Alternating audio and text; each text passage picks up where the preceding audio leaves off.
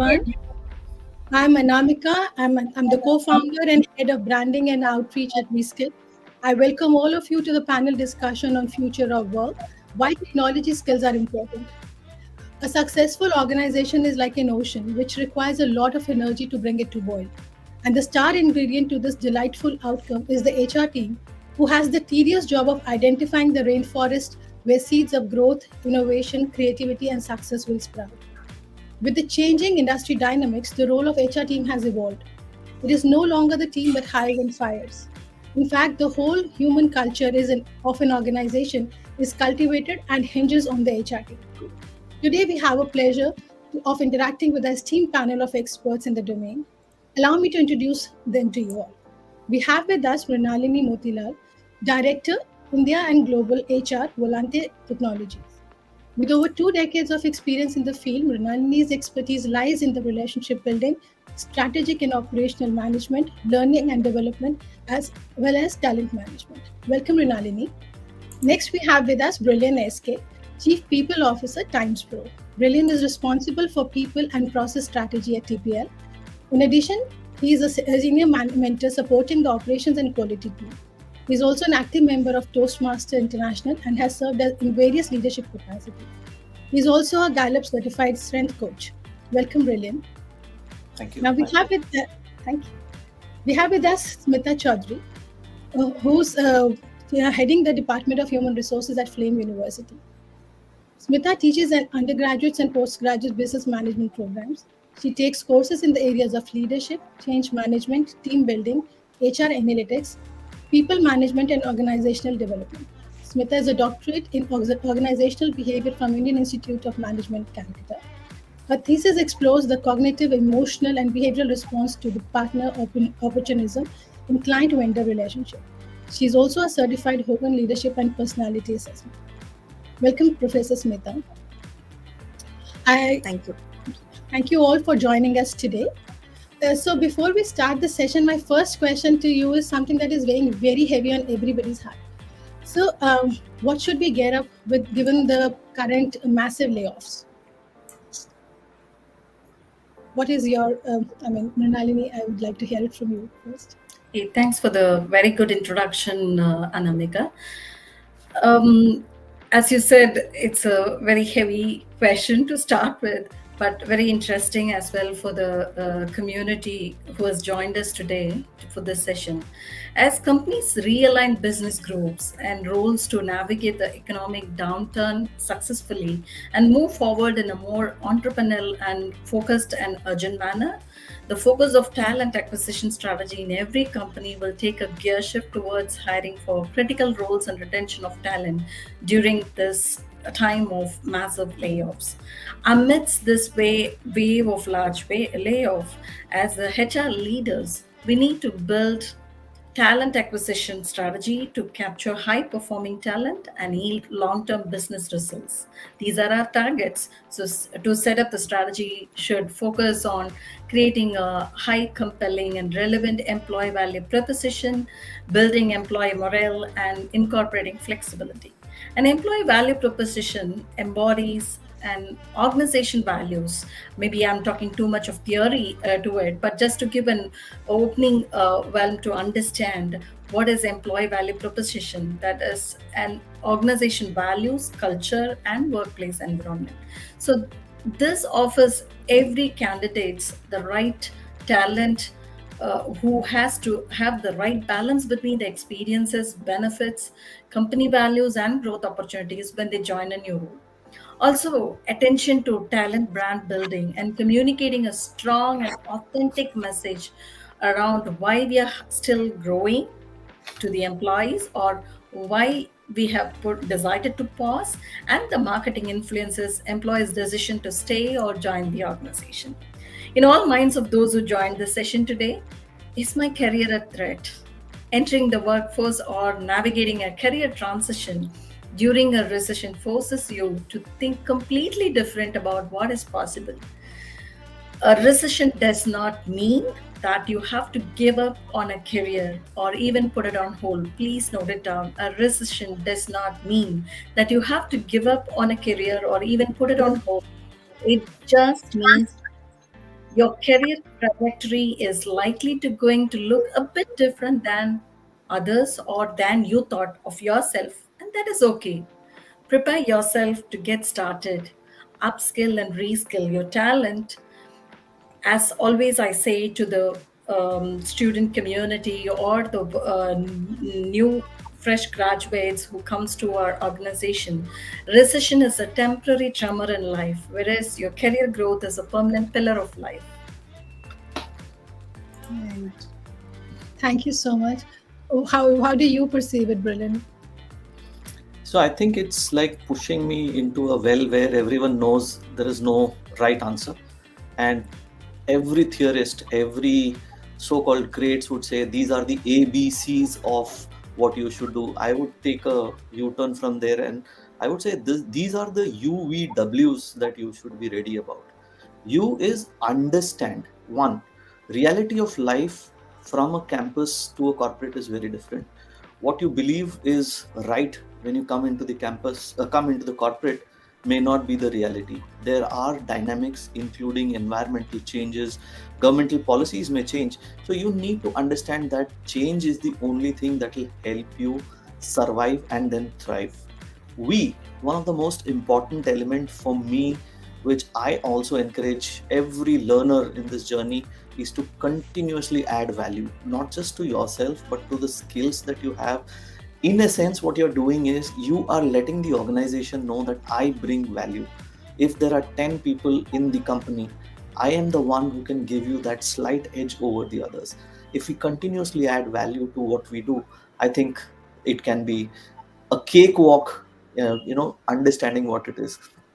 Then the most important is W, willingness to accept that recession or layoffs could be a part and parcel of life. We cannot be rigid. We cannot get into a state of emotions and say, no, how can this happen to me? It is not your fault. Let's be very honest. Let's be very candid.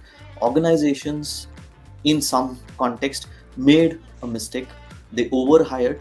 They were not really prepared to face what the future had in store for us. Unfortunately, the pandemic added to the burden. So face reality, be willing to adapt to what is coming to you. My sincere request to everyone who's fearing all of this is be ready to get back to the basics. Sometimes you need to forget that you were here. You start from scratch, you build some new ground for yourself. If you're able to build that, your coping mechanism will be much stronger. And let me tell you, I met fellow HR practitioners over the weekend at one of the conferences. And I can tell you with confidence, the students that are emerging out of colleges today have a slight edge over people here in the panel. We seem to be like the old schoolers where, I still remember my parents used to ask me, company kaisi hai, PF hai kya? Right? For them, PF meant a good company. Today, that's not the norm. Today, a good company is some company which will give you opportunity to learn, opportunity to grow, and most important, explore what is in store for you. So I think if we change the mindset and focus on building skill set, I think the entire universe is there for us. Layoffs or no layoffs, it's the attitude that finally will determine where you will go. Over to you, Namik. Thank you very much. You put it very beautifully. And I was suddenly reminded of this poem by Rudyard Kipling. If so, it talks about hope in every situation. So that's what you perhaps you said it in a different way, but yeah, that is what it entails. Smita, what's your thought on it? I mean, you're training students, you're working with students. What are their fears about? Yes. So, Anamika, first of all, thank you for having me here. And regarding your question, I think I completely agree with my co-panelists about how should students look at these layoffs which are happening. So I feel that so as Brilliant said, agility is very important. Adaptability is very important. Layoffs are going to happen today. They are happening for one reason. After 2-3 years, they will happen for another reason. There'll be a time when all the companies are doing well, most of the companies are doing well, and there'll be a time when most of the companies are laying off people, economy is not growing, there is a recession. So this is going to happen. Okay, so I do feel that for students, it's very important to focus on what skills they have, and how they can mentally prepare themselves for what they want. So their loyalty has to be their skill set. They should not think about joining a company and staying there for life, because that is not how things work these days. Okay, it is more of a sort of a gig economy. It is more about mutual benefits for the organization and the employees. So flexibility of students, flexibility in moving across different areas, adaptability to changing situations, pandemic, recession, layoffs, moving to a big city, moving to a small city, moving to another country. So that adaptability is very, very important. Moving from one discipline to the other, being very agile, constantly learning, constantly upgrading themselves is extremely important in current times, because that is what will eventually help people survive, nothing else. So they need to stand out from the crowd. They need to show, they not only need to learn, but they also need to show how keen they are to learn. They need to be hardworking, because that matters a lot these days, because that is itself becoming a very rare kind of a advantage which companies have. So hard work, skill building, willingness to learn, having that fire in them, all that is important, so that despite the environmental conditions, despite the layoffs, they are able to survive and succeed in their professional career. Yeah, that's it from my side. Yes. We have also with us, Arun has also joined. Yes. You're on mute, Brilliant. I'd like to add on to what Smita just said. Over the weekend, I found a very interesting concept of intradisciplinary studies where civil engineering students were using biology, right? I know if you have ever studied for engineering, B is not a subject that you would prefer for, it is always PCM. But that goes to say that sometimes you need to start looking beyond what is available for us. And thanks, Mita, for sharing that aspect. It is a reality that interdisciplinary skills is a sure shot way of making sure that you stand out. Thanks for bringing that to the fore. Thanks, Prilly, for adding.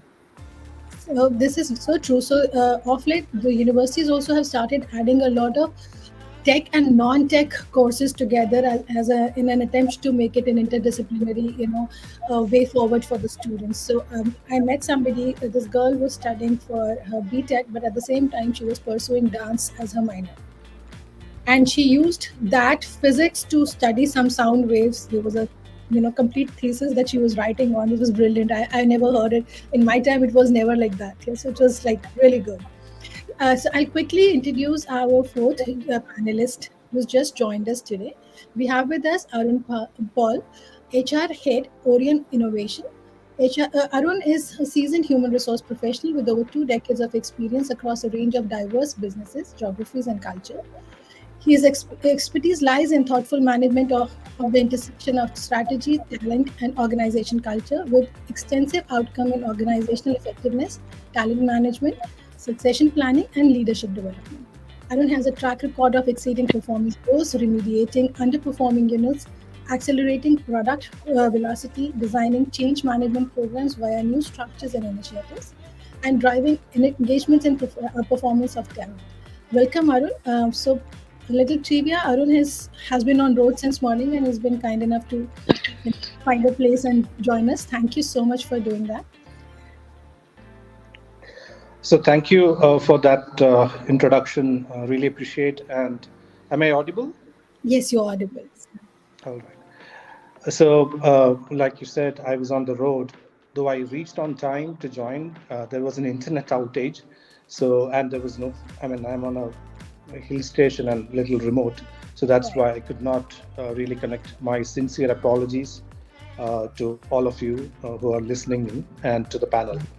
Really regret this delay, but now that I've joined, I'll try to make most of it. Thank you. Thank you. So we were talking about what lies ahead amid this, the layoffs season that we are in. So, what are your thoughts on it, Arun? See, let's all understand the fact that businesses are cyclical, like any other phenomena, that we see around us, it is cyclical. There will be high growth phase where there will be too much demand for talent and talent is not available. There will be slump where you're seeing economic headwinds and recessionary trends, and there'll be plateaus where things are normal and predictable and things like that. So we should brace always for these kind of cyclical nature of business. So that's one first primary thing that we should be aware of. The second aspect is, if you are any of these three things, you would not face too much challenges in the downturns. One, you should be genuinely good at your work. Okay, whether that is your technology, irrespective of technology, domain, whatever you're doing, if you are really good at it, you will not find it difficult to find work. Second, which people underplay a lot, is one has to be reasonable. Many issues come up when we are unreasonable. For example, 5 years experienced person asking for moon while they are looking for work, and you may because the demand is so high, you may get recruited by with a heavy salary. However, you will not be able to sustain, or the business which recruited you will not be able to sustain that. So what is reasonable basis your skill set, competence, value that you bring to the table? If there is a match towards that, you will be better off. You can still get laid off, but to find work elsewhere, you would not find it too hard because your price points are reasonable. So that's second.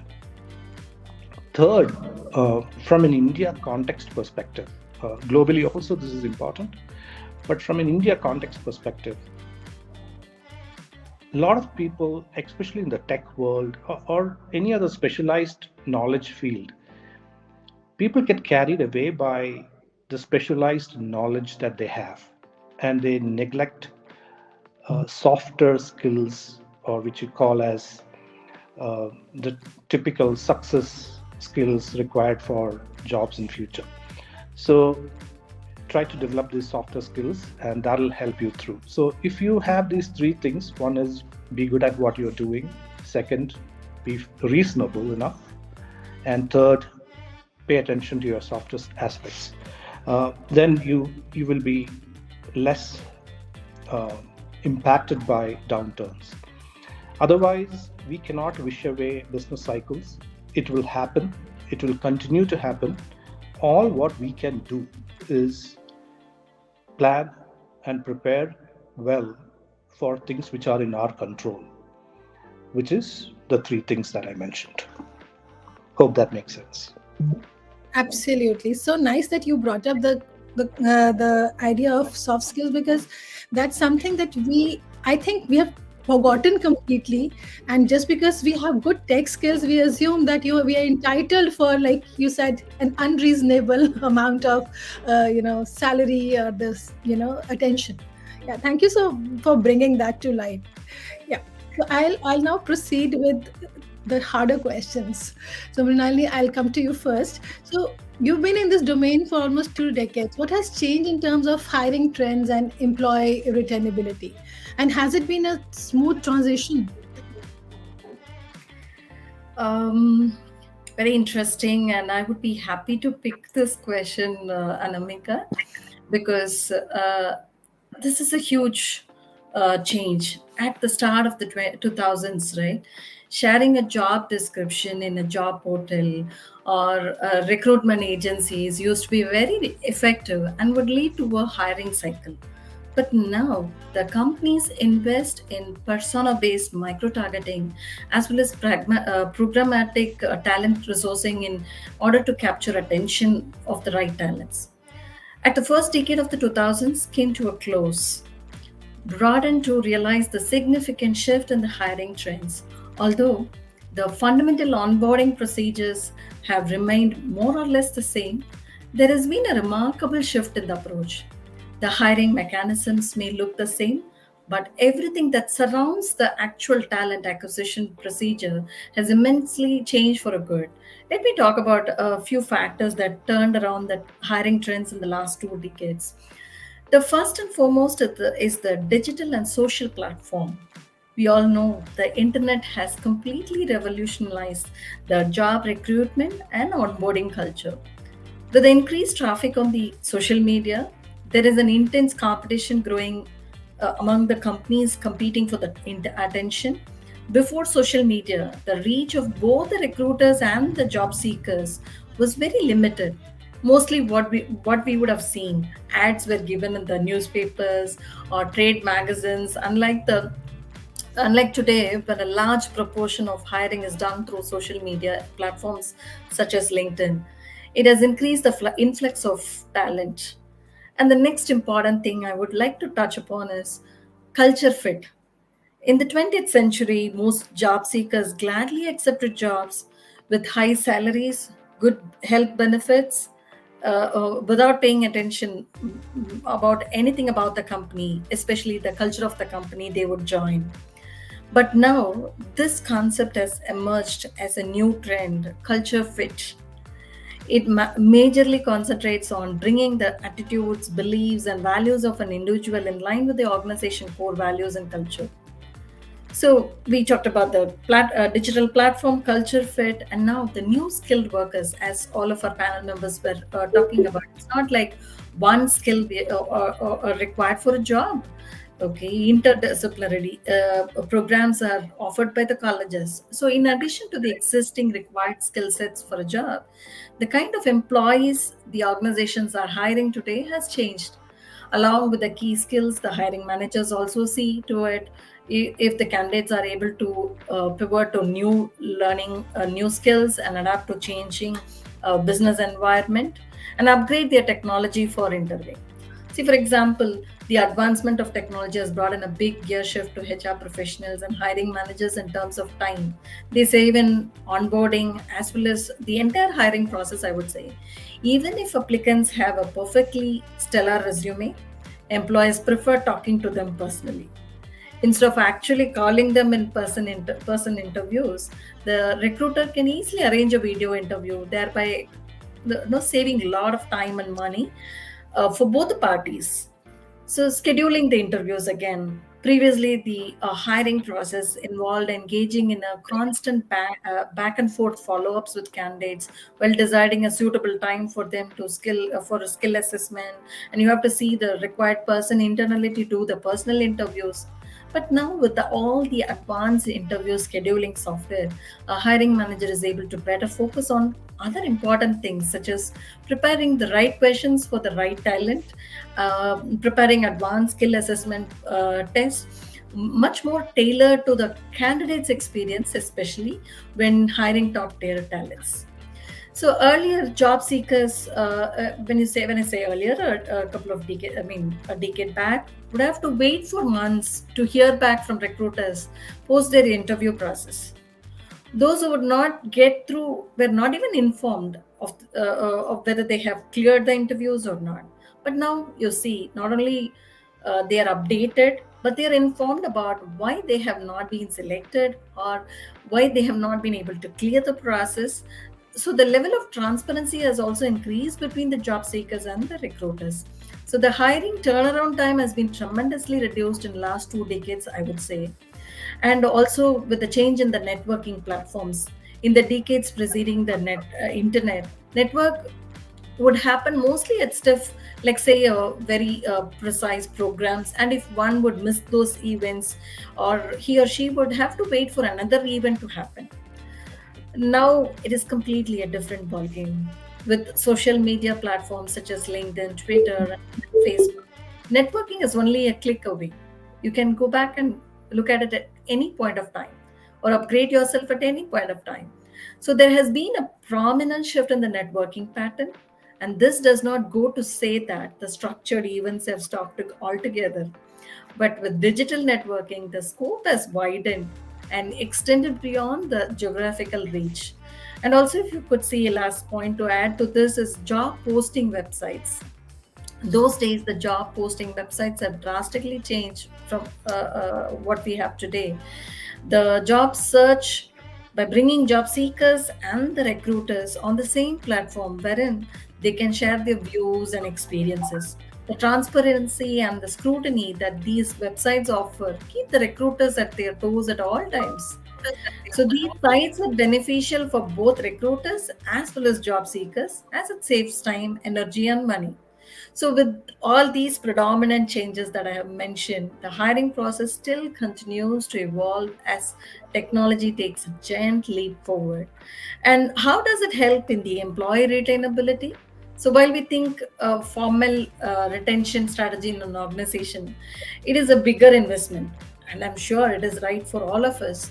It actually save money in the long run, while also helping companies recruit top talent and increasing overall productivity and morale. So, what does company do to retain the right talent? Hiring the right talent through the latest technologies, and have a good system for evaluating their day-to-day performance, track their level of turnover. When I say turnover, the retention and overall employee satisfaction, train the managers in good communication skills so that they have an open conversation, explicit and open conversation can be established, and offer employee a career path and a career development plan, which gives a recognition for the employees, and also celebrate their success and customize their benefits. So altogether, I would say hiring trends in the last 2 decades have evolved to engage the candidates right from day one, professionally and personally. Very frequently, we are able to educate them to understand about the organization, because the frequent conversation with different levels of individuals in the organization gives a potential role and help them to take conscious decision to choose their right choice of the career path. And I would say that this is like providing them the avenues to connect with the organization prior to joining, and challenge them with real-time working environment. And this has, or I would say, it will create a smooth transition to employee retainability by consciously cultivating the employee experience through the working culture, learning, continuous learning opportunities, global exposures, customized benefit plans, technical advancement.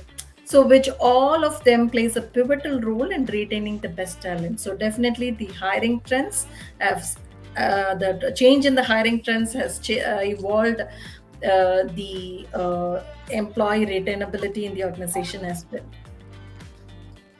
Over to you, Anamika. Thank you Hope so it much. helps. Yeah, so there's something that I am very curious about, and I'll ask all of you this question.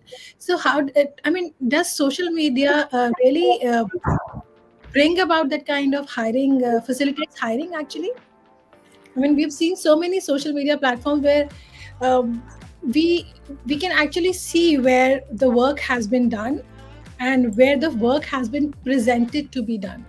So how do you figure out whether this candidate is actually he's working, or he is good with presenting the small work that he's doing? I'm opening this question to all of you. How do you figure out that part? So, Amika, I'll go first. Yeah. I think just like there is no guarantee to life. There is no guarantee to anything that you see on social media. Anything Absolutely. that you see could be a real fake. I know this is something which I heard recently. A real fake. I don't know what it really means, but It's an reality, oxymoron. yeah. In reality, we need to assess on multiple levels. One is, if someone is presenting with confidence, I would still give the person a benefit of doubt and say, chalo, if the person is able to present it effectively, there is something that the person could do. But it will never be all talks. Once you are in the organization, there will be a time period which is defined for every organization. It may change 1 month, 2 months, 3 months, but beyond which the air from the balloon automatically goes out, and you know whether it was a fake or whether this was a real guy. So I think if you have, and this is where I bring in one element of what we call as the gut feeling. You try to ask three questions, and if the person is able to get through those three questions, then you go with the feeling that yes, let me go ahead and assess this candidate for the assumption that he or she has done it. And if it doesn't work out, चला मिलते हैं, दुआओं में याद रखना. Right.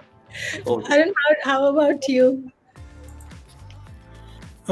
We do a lot of social media hiring. Am I audible? Hope so. Yeah, you are. Yes, you are. Yes. We do a lot of social media hiring, and we've been fairly successful at it. But like Brilliant said, there would be some kind of quality concerns, error rate in every method. So we need to be prepared to address those, and then we should be good. At various, see, I'm a great believer of how we evolve, okay? And this is all part of our evolution, not human race. This is part of, you can call it human race evolution as well. And as we move forward, we would have to deal with multiple themes like this, opportunities like this. And if we are trained on, if we can make most of it, we would find things very profitable. So social media it's possible to hire without a fee in social media, which companies who are controlling cost, who want to do things at lower spend, they would love that. But you need to pioneer it, and you need to ace it. Only then you can make most of it. So these opportunities land up. You need to see how one can use it. So I personally feel you can do a good job with it. Okay. Smita, do you have an input on this? Yeah. So I think that from the students' point of view, when they are reaching out to companies, I think social media is a great starting point. So, it facilitates networking like nothing else does, especially when face-to-face interactions and accessibility to companies is not very easy. So social media helps in, making that first connect and making that first impression. But beyond that, I think relying on social media is good neither for the candidate nor for the organization, because again, it's very difficult to understand the other party just through social media. So for both employees, for both candidates and organizations, it is very important to go out, reach out to the people, have a traditional face-to-face interaction, and then take the conversation forward. So social media is good for networking and for, making the first connect, making the first impression with a very fancy profile. You can do that. But beyond that, I don't think it has much meaning. All right. Yeah, because we see a lot of things happening off late. I was talking to somebody and they mentioned that, the person, we had a virtual interview wherein there was a different person. And when the person came for a face-to-face interview, it was a totally different person. But that happened. So the recent, companies, there were companies who were, kind of vandalized for, revoking their offer letters for this reason. And when you talk to their hiring department, they tell you that, there was somebody else who had appeared for the interview. Thank God we had a recording, because the other person who came to join was a different person. So yeah, I get your point here. So now I'll come to Brilliant. So Brilliant, you've been a Toastmaster, and I'm very curious to know if you evaluate students, the candidates, sorry, not the students, the candidates, based on their communication skills. Yeah, thank you. A disclaimer, I am an engineer myself, so I have nothing against engineers, but I definitely have a soft spot for them. But when Arun spoke about how behavioral aspects are not really focused on, reminded me of the candidate, whether it's a fresh student, out of the college student, or someone who's got hardcore tech experience, who comes into me and says, "Tu janta nahi mera degree kya hai?"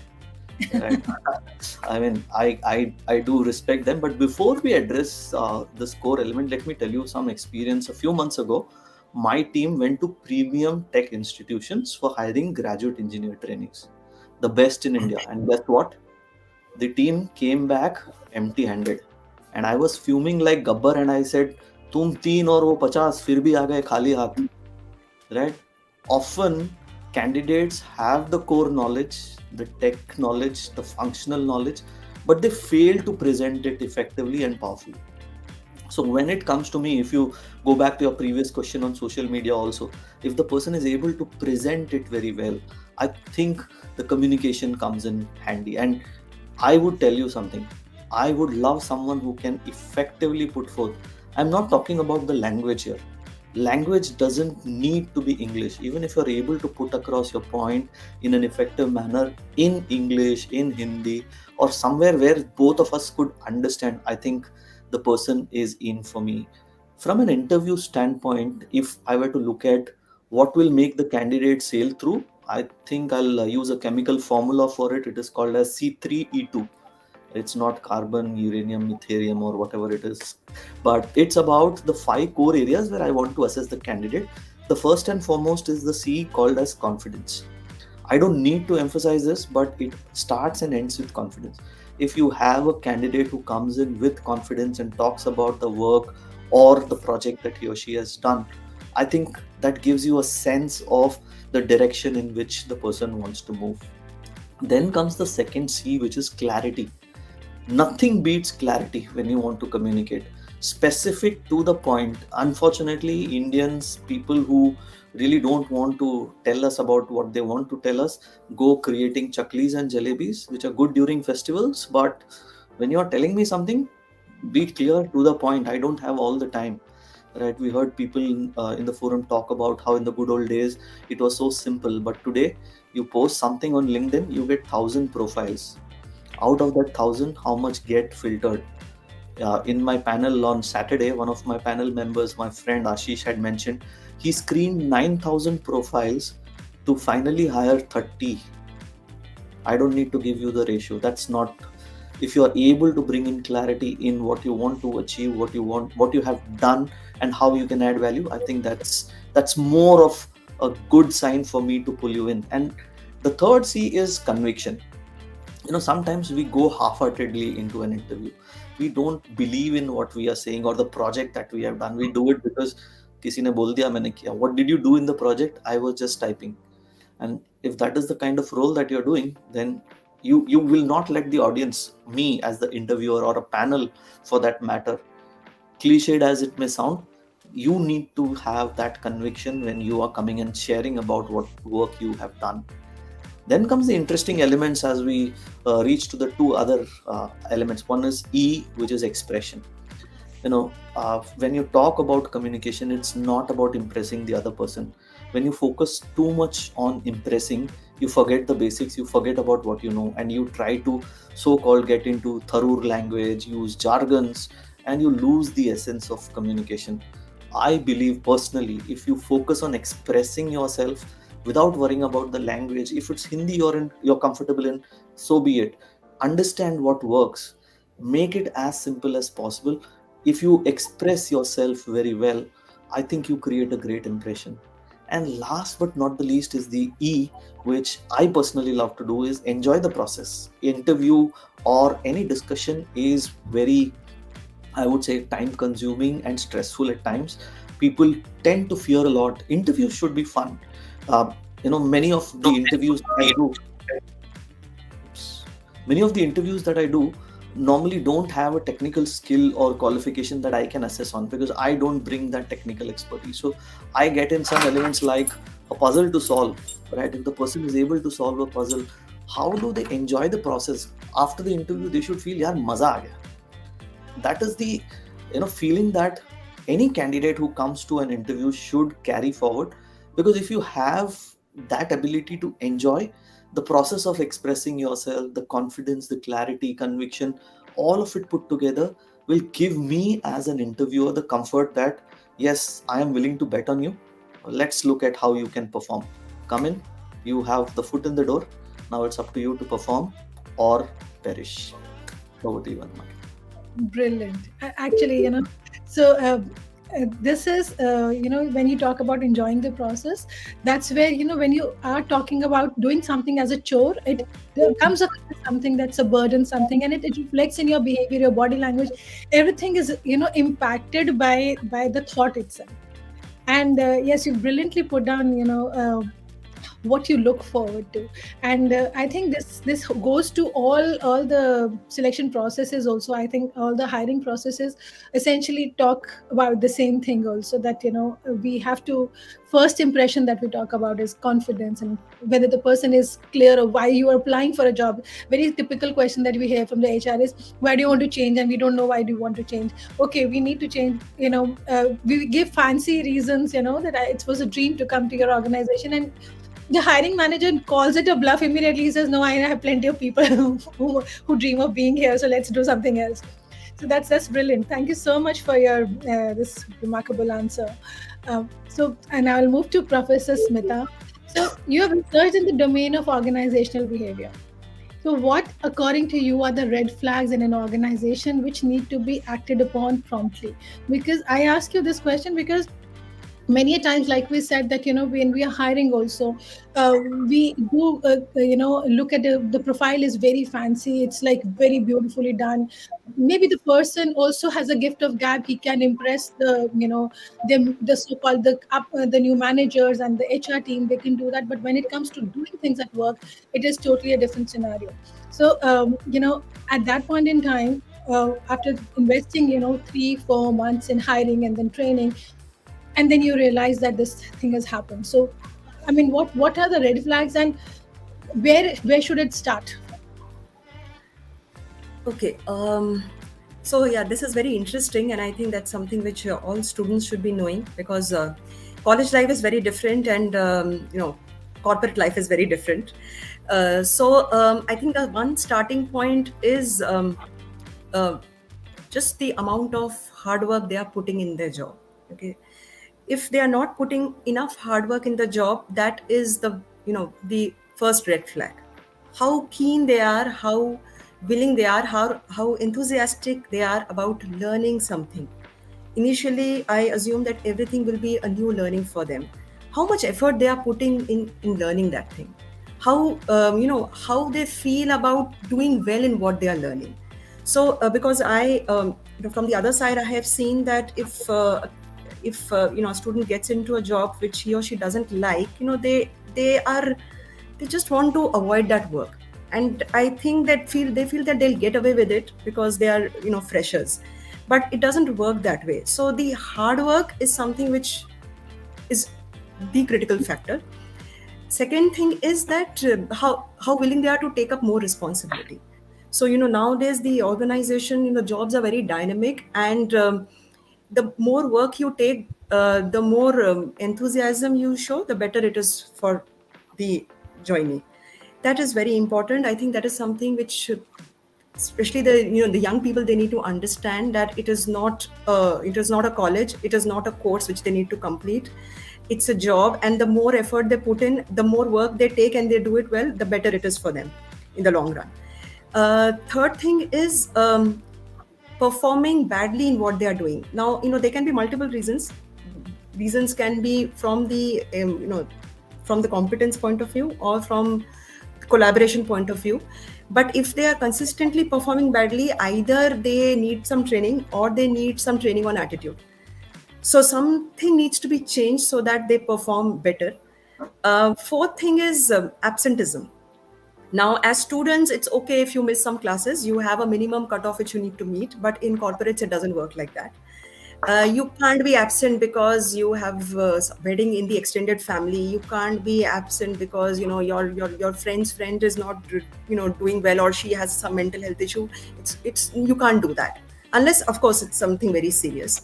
But absenteeism is not looked upon well. It is not about how much work you missed on, but what kind of impression you are giving to the organization about your commitment. So that is one. Then another is how open you are to others. So if for freshers, and for these days, it's very important that they are open to new ideas, new perspectives. They have to be receptive to what others are saying. They have to be collaborative, because nowadays there are very few jobs where you are an individual contributor role. You work in a collaborative environment. So acceptability of others, acceptability of diversity, being inclusive of people of of all kinds, people of different demographics, um, being collaborative in your approach, and being very adjusting in your own mind as to what can be done about a particular task. That is also very important. Nowadays, even if you are responsible for a particular activity, you are not the only person working on it. So the output is dependent on everybody's contribution, and that depends on how well you can collaborate with others. So these are some of the things which are important. Of course, from the theoretical point of view, there is one thing which we all talk about, is workplace incivility, which is being mentioned a lot of times in literature, because that has a lot of bearing on the culture of the organization. So if there are issues with soft skills, or if there are just issues with your attitude towards other people, your attitude towards a particular business or a particular set of people from a particular region, those things are not looked upon well in organizations. So that is something which people need to be careful of.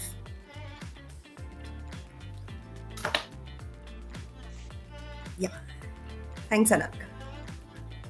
So the very terminology, workplace incivility, and absenteeism, like this is such a thing that you're very much right, that students need to, once they're entering the job arena, they have to understand that they do not have the luxury of bunking the classes.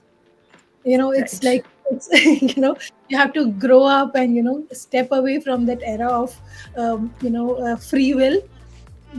How much we want to prophesize that freedom of expression and speech, but then there is a consequence for everything.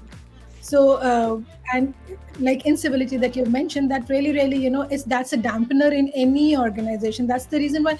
And when I was working earlier, there were companies, they would mention that there was a code of conduct, big booklet given to all of us.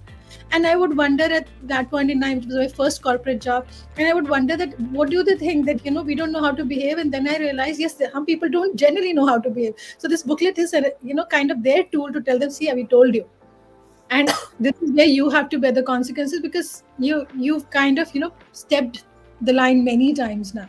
So yeah, that's really kind of very important for all of us to bear in mind, especially the young professionals who are just out of the college. And like Brilliant mentioned, that the prestigious colleges coming with a lot of degrees, telling you that mere paas ye degree hai.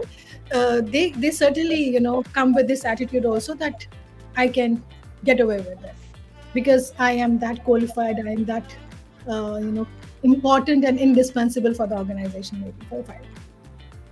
Any thoughts, anyone else on this?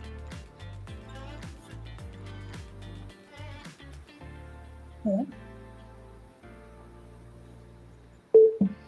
No, absolutely agree. I think, good that Smita also spoke about it. There is a need for changing the way, even for, sorry to use this word, but education happens today. We focus too much on what to do. I think we should also start something on what not to do once you're in corporate. So things like bunking and the part about incivility. I think during our morning catch up, I shared that article, right? How a person, an owner of a organization, got so frustrated with incivility, absenteeism, and the attitude of youngsters that he's now put up a signboard saying that I'll need people of a certain age category, which means maturity is what people look for. You may be a student, I am a student for life, we are all students for life, but how to behave in an environment that is changing, especially in the corporate world. What works in a Google will not work in RS Thambi and Associates, right? So we need to adapt ourselves to suit the culture of the organization. And thankfully, you mentioned about the code of conduct. It's a very good reference point. I think we need to understand there are rules to live by in a corporate, and as long as we are willing to learn and willing to abide by it, growth will never be a problem for you. Over to you. Along with that, it's not about working in a corporate itself. So there are rules for to live by in every sphere of our life. But what we have started doing is that at work we have started taking liberty of, pulling the strings and ignoring and bashing them up because we are too good. We can't do those things at home. We can't talk to our family like that. But we will do at work because we are indispensable. Like, we're very good. We come from premier colleges. Thank you so much. Arun, I have a question for you. How open is the management towards ushering in new strategies for improving talent management?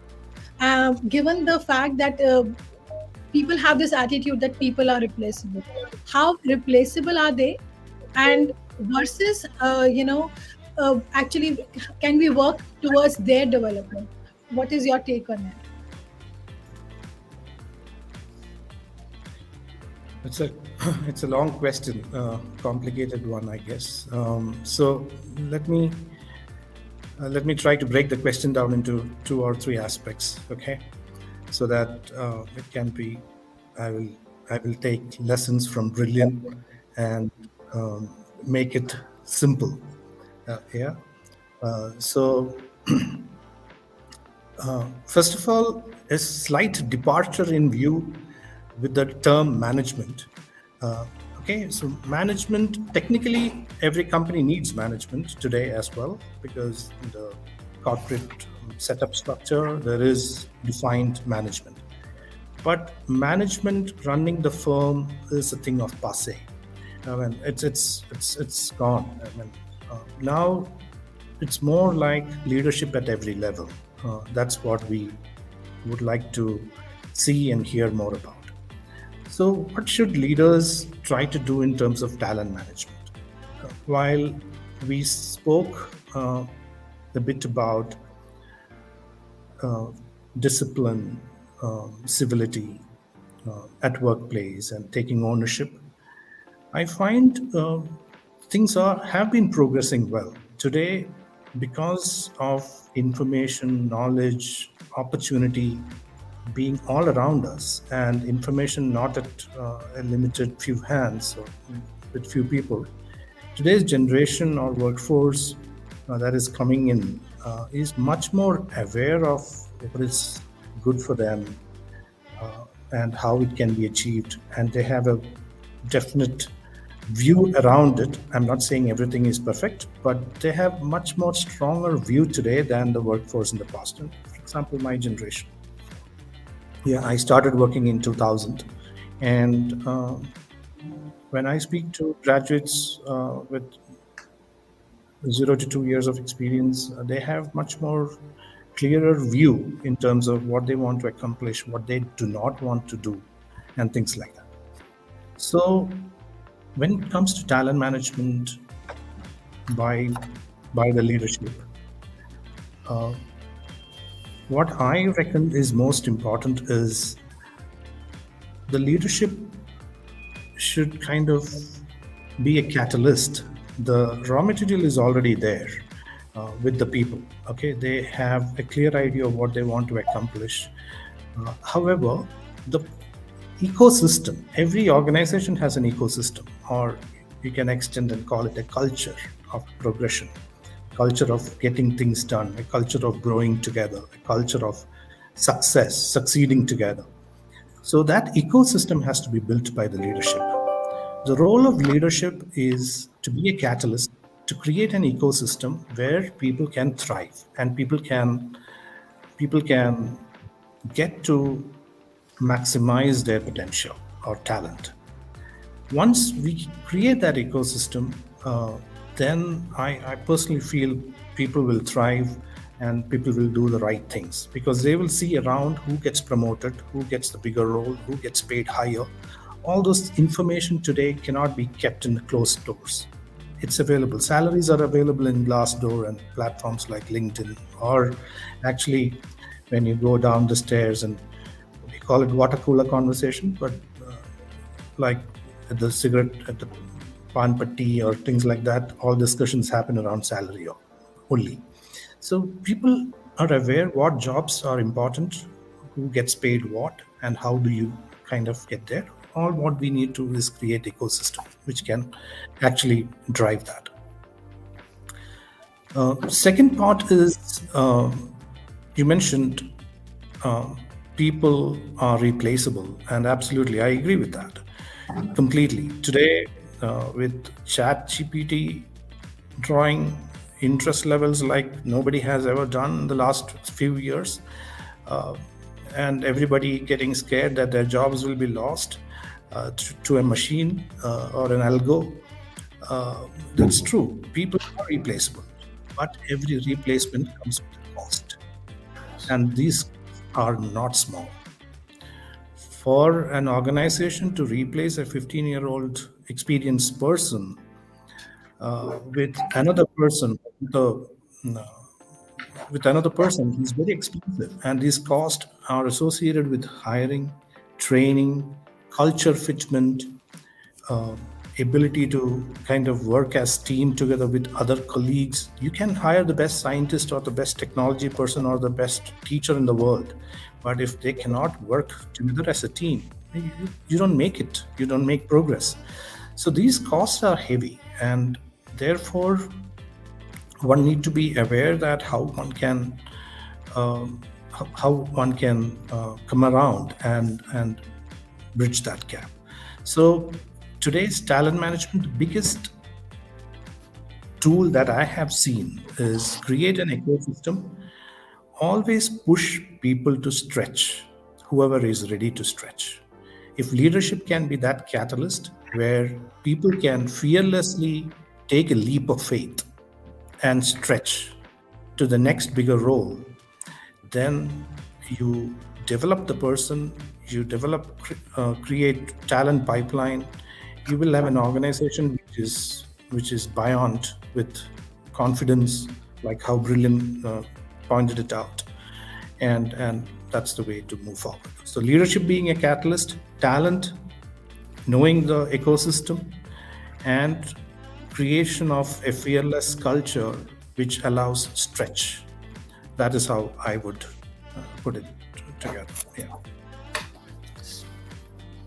Yeah, thank you so much. Any thoughts, anything you want to add, others? Brilliant, Smita. Yeah. As he mentioned, I wanted to touch upon the second point that he chose about all are replaceable, right? My feeling's a little different, but at the same time, I will echo back about how the leadership has to be the catalyst for the positive change. If everybody is truly replaceable, then why do we have conduct annual reviews and promote employee engagement, and why do we emphasize team environments, evaluate exit interviews, and advocate organizational health? You understand, right? So everyone is replaceable, but at the same time, an organization has to ensure that it does not build that as a culture and take it as in a positive way, that each individual attributes are valued and build the core culture of the organization. Yeah. So, I mean, in a manner that, we, people are replaceable, but that should not be the culture of, you hire people and then you replace them at the slightest when maybe. Yeah, go ahead. Slight twist here. Long ago, in a land far, far away, in my college, there was a book called as "If You Are Not Replaceable, You Are Not Promotable." Now, don't look at replacing in a literal sense. There are certain areas where there should be a forced approach towards to say it needs to be replaced. But I believe what Arun was sharing about is the person has so much of wealth of information, knowledge about the systems, processes, the way things work. It is very difficult for us to transfer it to someone who comes in new. It's like saying hire a brand new management trainee from the top tier institution and he will replace everyone else. The answer obviously is no. It comes at a cost. The cost is one, the knowledge transfer is never 100%. Every best practices that you bring in It will never be 100%. कहीं ना कहीं कुछ ना कुछ तो छूट ही जाएगा. That famous dialogue, right? It applies to even work, it applies to people, it applies to everything that we do. So I think we need to look at life from two perspectives. One is, what is the core that can be replaced, should be replaced, and what is it that cannot be replaced but needs to continue to add value. I was reading about one 81-year-old person who's still advising boards, and the response that he gave is, I am continuously adding value, that's why people want me on the boards, otherwise I would be out. Right? So if that is the kind of value addition that people bring in, I would definitely say, let's not replace, continue. If the person can move on, someone steps in, but continue to provide mentoring, advisory, guiding services, so be it. Over to you. Absolute sense. There's certain keywords that I'm catching in this conversation is like the value that you're talking about. So that's something that we all at every point in time, the appraisal meeting should not be about uh, how much I can impress my boss with the work that I did on the paper. It should also be a time for self-reflection, wherein what value am I adding to my organization and what value is my organization adding to my life. And once we start looking at the whole system as the process of give and take of values, I think we do remarkable jobs, because that's one place we are not looking inside like towards us, towards in our heart. We know that we bluffed certain things, but we are okay with it because that's the trendiest thing to do, and everybody is doing it, and that's something you want a good ranking from your manager also. But yeah, this particular word did really resonate deeply with me. Thank you.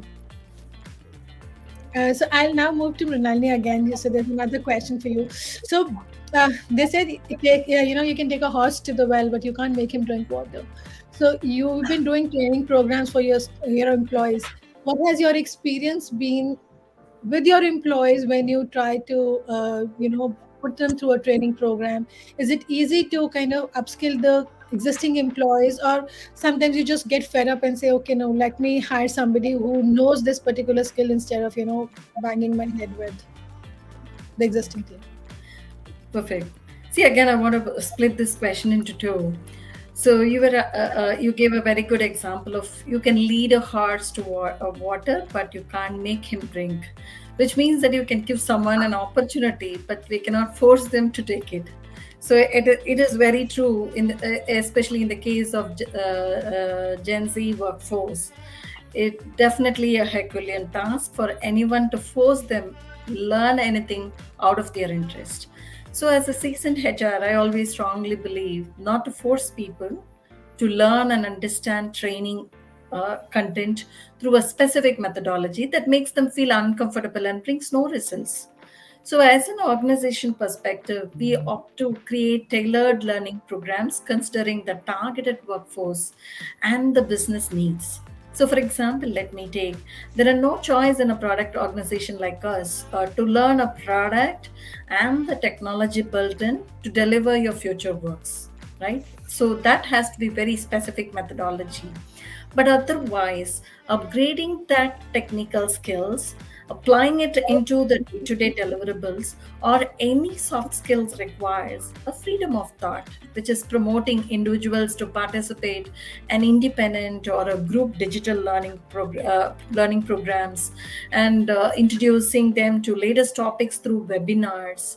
So sponsoring certification completion to upskill their existing talent, and encouraging to join mentoring programs within the team, as well as through some domain experts and technical events, which all does the trick for truly empowering employees and having them reach their full potential through continuous learning programs. So, as I said, no, we've all been talking about Gen Z workforce who are really ambitious and focused at the same time. They need their choice of platforms to upskill their learning curve. We cannot force them. So how do we do this? To the next part of the question, upskilling versus hiring new employee. This has been a trending topic often in any industry, be it technical or non-technical, or any industry. I would choose manufacturing or thing. What does organization do to keep with innovation in digital technologies? Hire new employees or upskill? right? That's the trend that we are focusing on. So now if we talk about, like, say, machine learning, artificial intelligence, blockchain, robotics, all that are looming large over the organizations and workforce today. How does one efficiently tackle this disruption? The most obvious answer is upskill the workforce. But the dilemma comes often on at the other end on whether to upskill the existing workforce or hire the skilled and new and emerging technologies. Before going ahead and answering this, let's take a small understanding about what is upskilling. It is simplest form means training employees with the required new competencies to bridge a skills gap. With that, the way the world is moving towards digitally, upskilling has become imperative to every organization to maintain relevance in the market. So, if you don't upskill yourself personally, individually, or if the organization is not ready to upskill their existing workforce, then we become obsolete. So, when the choice is between upskilling existing employees versus hiring new employees, the smart approach of a company is upskill the existing employees, unless the unique skills that we wanted to work around or something new that we are innovating requires highly technical or a new technology or an upgrade to the technology. We require a very expert knowledge from the industry. It is always good to upskill the existing skill. So, as we all know, Peter Drucker's famous quote, right? The only skill that will be important in the 21st century is the skill of learning new skills. Everything else will become obsolete over time. So, that is my view of this. I open to the panel to give feedbacks. What do I add on? Yeah. Anyone has an add on? Reflecting on what you mentioned, it reminds me customization, hyper personalization, and we are actually talking the current lingo that's on, right? Until and unless even a content on the OTT is personalized to me, I'll not be interested. But there is a certain pull in sending me personalized options to choose from, and I think for organizations to thrive, getting into a mode of servicing effectively without too much of personalization will be a challenge. I do align to the fact that there should be personalization, but to what extent? Because at certain times, if we personalize too much, we lose out the essence of what the organization wants to drive. So we need to bring in a balance to see what is it that I will personalize to X percentage and what is it that I will need to sustain as it is. And I think if as HR pros we are able to bring that balance, uh, both life for people who join us and who continue to be here, and for us as well, will be great. Thanks for bringing that element.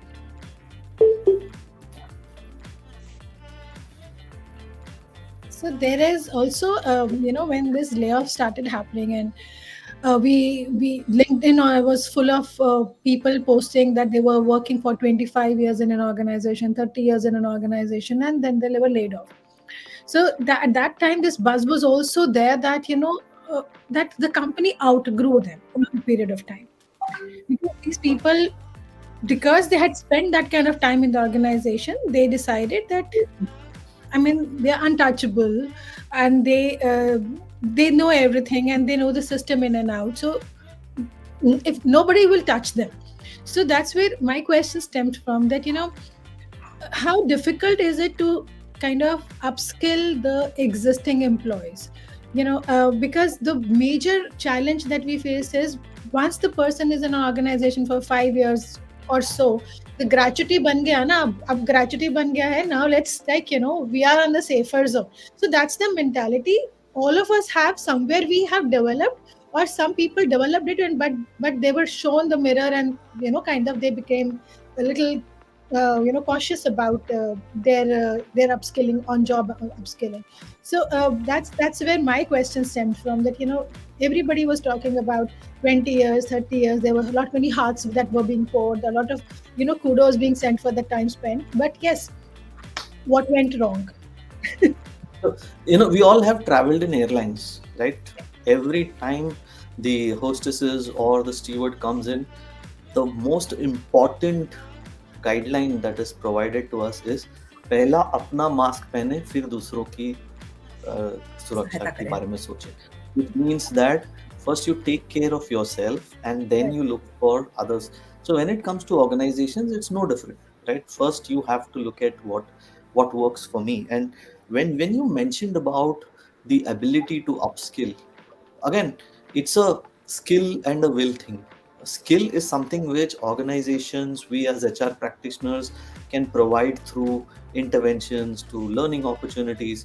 But unless there is that will to change, will to accept, will to grab what is available, nothing will change. And my CEO keeps talking about the skill will matrix.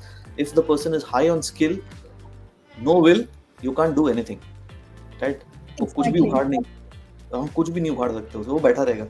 He or she will become like the Angad का पाँव that no one can move. But we don't need that in the organization. We need people who understand the need to change. And thankfully today most organizations have realized that the only way to go forward and go faster is to change as quickly as possible with the changing environment. Otherwise, we will end up being like the Nokias of the world or the Kodaks of the world, where something else came up, life got disrupted.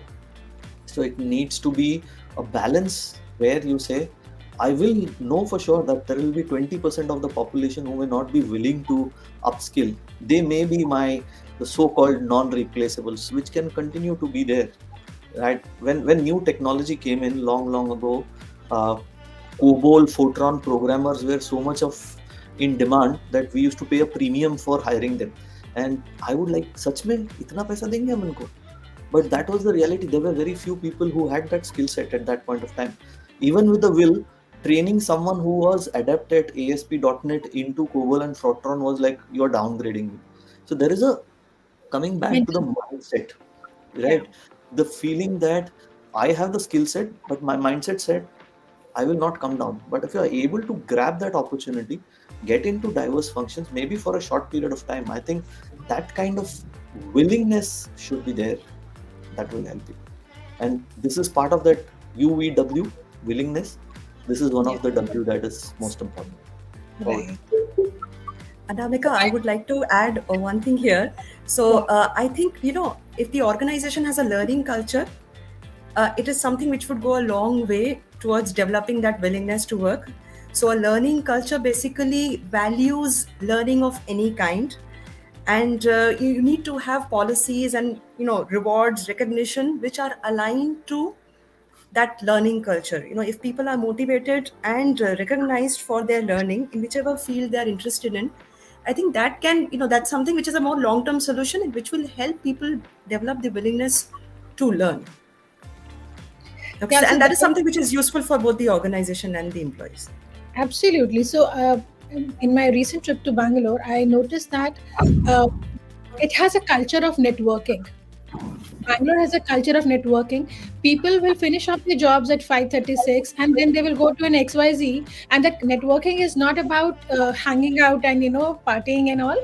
It's all about professional networking where you discuss things, and companies appreciate that. I have seen so many professionals coming forward to impart trainings right now on the office days because their company is supporting them, because this is also a means to upskill themselves. So once they are coming and imparting a training to maybe a college student or something, so that's also staying in sync with what is industry trends are, and communicating that and preparing them. So that kind of support, of course, the developing a culture of learning is very important in any organization. I totally agree. Yeah, So yeah. just to add on to this point, in fact, this is a point very well made. Upskilling is, like I said, leadership needs to be a catalyst to create an ecosystem. Today, what we have at Orion Innovation is, I think maybe most of the companies would have invested in a platform or a learning solution like a Udemy or a LinkedIn or similar. And we have also. But the ecosystem allows people to earn badges through learning, and those badges determine their promotion and the next roles, so that there is a peer build up to accelerate your learning, and there is a nice competition, healthy competition also that happens. In addition to this, like you said, Bangalore has a culture of network. We sponsor at least two programs. For example, one of the program which I would like to name is Microsoft Users Group. So every Saturday we run a unit or a group called Microsoft Users Group, wherein people from companies, various companies come together, and we run it in our auditorium, and we present, others present, and technology is being discussed, and user stories are being discussed and moving forward. So that's the kind of ecosystem that if we can create, it'll ignite everybody. Absolutely. Totally in sync with it. Uh, I have a question for Belinda. So they say that, love is very important for happy marriage, in fact. So how important is the company culture to the scheme of work that HR does? So how do you describe the best company culture? What is the best?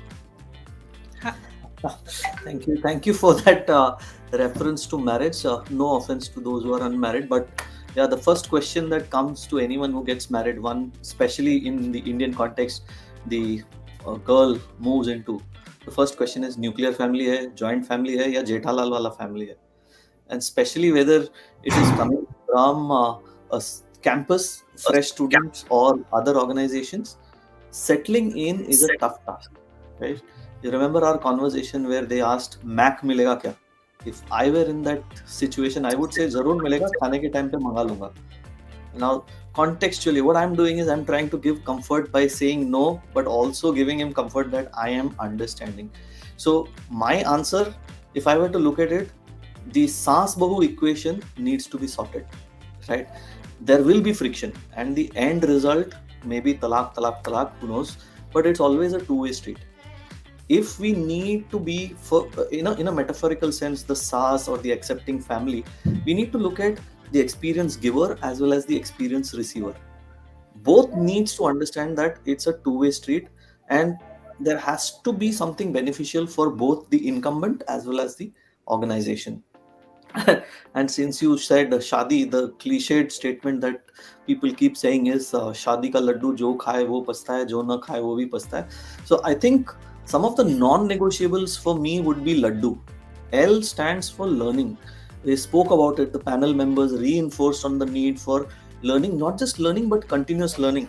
All through the discussion, I am making notes from what the esteemed panel members and you have been sharing, because it's a new element where I probably need to explore. And this is the only thing that will help us, stay relevant. And I'm using this word relevant because I can go through all the MOOCs in the world, all the open learning systems in the world, but not really be relevant. And if I really need to thrive, there needs to be relevance to what I'm learning.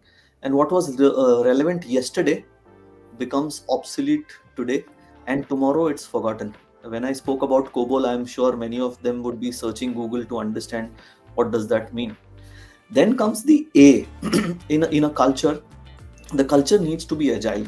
We all know we cannot stay stuck. The ability to move ahead, adapt to newer situations, the dynamics in the environment, the dynamics in the regulatory system, even in thoughts, ideas of people, it's so amazing, right? Organizations can create a barrier and say no new ideas, nothing, I'll stay where I am. We'll end up being Nokias and Kodaks of the world. The D, which is most important, especially given the emphasis on technology, digitization, is digital dexterity. The digital dexterity in an organization, the ability to adapt to technological trends as an enabler, not because, mera baaju wala kar raha hai, Sharma ji ka ladka ne kiya to main bhi karunga. That should not be the attitude. It should be drive a digital first agenda, right? So if I were to use it as a metaphor, normally the SaaS would call out to the Bahu and Ramu Kaka, zara dukan se ye le aao. So the mindset should change to logging into an app and khana ghar pe manga lete hain. Right? It's a simple thing to do, but it requires a mind shift. And then comes the D about being disruptive. An organization culture should be welcoming disruption. Today, in a world that is driven totally by technology, uh, Arun spoke about Chat GPT, right? It's disrupting the way things are, and I'm very happy to say some of the people that I interviewed, they just send me some answers and responses taken from Chat GPT as is. So what can be done? I need to be disruptive, not only in the way my product or service is being given. The strategy in terms of people management, policies, everything should lead the way. Again, going back to the marriage metaphor, बहू काम पे जा सकती है, बेटा खाना बना सकता है. Now that's a disruption that comes in especially in the Indian family context. And the O in the laddu is outgoing, the ability to go beyond what is traditional, doing things which have never been done before, experimenting, taking that risk, calculated risk. A risk taking organization succeeds. Yes, there will be initial failures. That will also lead to innovations. So I would say from gungat to t-shirt, that's the way an organization should look at from a culture perspective. And last but not the least, the O is being open to explore, to experiment, to enjoy the journey together. Because it's not just about me, it's now about a community, right? Uh, Arun spoke about how they are supporting a community being formed within. In future, they will be the ones who will come and add value to me. So I need to build a culture which has the ability to move from watching Saas Bahu serials on TV to watching crime series together with Bahu and Beta. Right? If that kind of a mindset comes in, and if we get these laddus right, I think the culture would be one where every person would thrive, and it will be a culture where everyone would want to come into, whether you offer the highest salaries or not. These are some of the key elements that will help you make a mark in this already crowded world with so many freebies being given out. Over to you. This is such a remarkable, thing that you said about the freebies giving out, and along with that, so the culture, I think, is indispensable to any form of organization. Be it your family, be it your school, anywhere you go, there is a decorum that you need to follow, and somehow it has been trivialized of late by the startup culture, saying that it's all in, you have to get the work done. It is more of a hustle culture has been promoted as the place to be, and to feel that you're alive. But at the same time, like you mentioned, it's very important that we develop a mindset, a culture of emerging mindset, which is progressive, which is open to opportunities, open to change, very importantly. That's brilliant. Thank you so much for your response here. Um, Along with that, now that you've mentioned this culture, Smita, yeah. So here the question for you is like, how is the Gen Z responding to it? You've been teaching them, the nuances of the trade, but at the same time, as a somebody who's working with the youth, how do you see, the mindset of Gen Z against the mindset of working professional? Is the Gen Z ready to be a professional or take a plunge into the professional world, or practice professionalism, or I mean, what's happening that side? Thanks a lot for the question, Anamika. This is an area which is my area of research interest too. So I have a lot to say here, but I'll try to keep it short. So, according to research, it has been found that Gen Z has certain characteristics which is very different from the previous generations. So, they are individualistic people. On the negative side, okay, let me go to the negative side first. They have very high expectations from people around them. They come across as very entitled. They may seem as taking things for granted, taking people and everything else for granted. They are slightly impatient. They are not seen as very perseverant. They are easily distracted, have very short attention spans, mainly because they have grown up with technology and they are called them digital natives also. They are slightly inconsistent in their work and in their interactions. And so from the academic point of view, I will say that they are not not very appreciative and norms like dressing up formally, punctuality, responsiveness on emails, discipline, knowing when to keep the phone away, when to WhatsApp, when to check the media. So there are some things which are slightly challenging, and challenging when they go to organizations. However, on the positive side, they have a very strong sense of identity. They are very creative, much more creative than the previous generations. They are naturally very inclusive. They are naturally very open minded to people with different backgrounds, different ideas, different perspectives. They are very good at processing information. They are very good at adapting to new digital technologies. And they can adjust to change much more easily than we could at their age. They are very good at multitasking, but they are good at it, but it's not that they can do all those tasks very well, but they can somehow manage. Also, they value two-way feedback, both positive and negative. They value open communication on both ends, and they value work-life balance. So this is how they are. Given this, I would say that that your question on professionalism, it has two answers to it. uh, it depends on what kind of job we are talking about. So research has found that a job which is unique, which is relatable to them, which allows individual expression, which allows freedom, which allows flexibility, which provides learning opportunities, which allows creativity, which is very challenging, which has a purpose, and which has a very visible impact on the organization. In those kind of jobs, they may come across as professional because they are driven by what interests them. They are not the kinds who will just agree and comply with what is expected of them, right? So, in a startup, for example, you may call them as professional because startup culture is a very emerging culture. It is not yet established, but whatever is required in a startup from them, they may be able to deliver. However, if we talk about a regular organization, an SME or a large organization which has rules and regulations in place, which has certain norms to which everyone is expected to adhere to, in those cases, yes, they may come across as unprofessional because their ideology, their mindset is not aligned to the expectations of the organization, and they find it very difficult to just comply just for the sake of it. So for that reason, we have also seen that students are very happy in a startup. Financial security is not a priority for them. They want learning, and they want that they should be making a great impact even if they are just starting off. But they find it difficult to find a footing in a bigger organization. They are easily dissatisfied because they find it too restrictive and too claustrophobic for them. So where does it lead to? Anyone's once dealing with it. So I mean, you know. So yeah, but then this is it a? I mean, I don't want to judge this part that whether it's a good decision or a bad decision, but what does it mean for bigger organizations?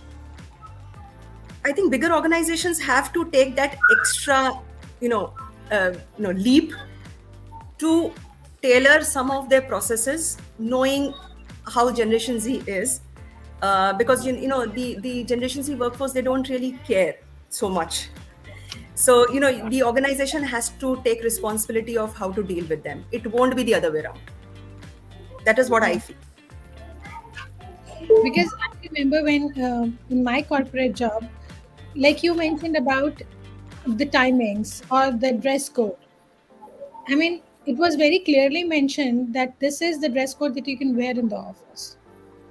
Today, you can't say that to people because then it is, they have something called freedom of speech and the right to decide what they want to wear. And there's a lot of, um, activism around it, you know. So, how do the companies deal with that? That was my, question. So, my follow-up question was, stem from there. Yes, Bhumi. So I think we need to understand while freedom of expression is a good catchphrase, it means different things at different interactions. We are not stopping anyone from expressing themselves, but when you become a part of, and since you mentioned about marriage, right, you get involved in a family, so there is an ecosystem that's already there, and some of these are behaviors which can not just impact you but also the others in the ecosystem. So for example, I think it was clearly mentioned that attention span is a problem. There is a problem with people wanting to follow certain guidelines. But let me tell you, it's all about how we set the context with people also. It's not that everyone who comes in with that mindset. 80-20 rule will apply everywhere. And all your best intentions, your best of people, the 80-20 rule will continue to apply. But what we need to understand is, I need to treat them very separately with kid gloves, give them comfort that I understand you come from a different mindset and expectation, but this is what we do, and this is how you can help us. We will change, but it is a process. I'm not saying, for example, there used to be a culture in the good old days where any kind of dressing was acceptable in the IT field, right? Then organizations realized you are facing clients, and when you want to present a professional persona, you cannot be dressed up in rags, in a sense, torn t-shirts and jeans. You need to present an image which is acceptable.